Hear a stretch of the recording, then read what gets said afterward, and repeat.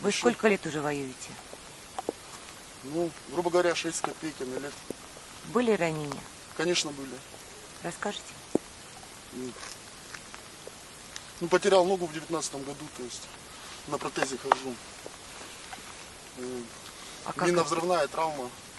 Вот здесь под Донцом взорвался на противопехотной мине. Левая нога, левый глаз ушел.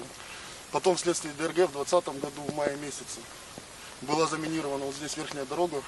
Наша дорога жизни, она называлась. По ней возили продукты, обоз. Я взорвался на КамАЗе на танковых минах. Также поносило осколочное ранение в руку было, район желобка. Ну и немножечко контузии, это само собой. А почему вы вернулись обратно на фронт? А я ничего другого не умею больше. Почему? Потому что война, когда начиналась, мне было 16 лет. То есть я сам с города Краснодона, начался Изваринский котел. То есть, по сути, я патриот своей земли. Я где родился, там и пригодился, и деваться некуда. И решил идти стезей воина. То есть. Как вы думаете, война еще долго будет? Ну, хотелось бы, чтобы она закончилась уже поскорее. Почему? Потому что уже устали от этого всего. То есть, тоже жены, дети, там, семьи у всех там.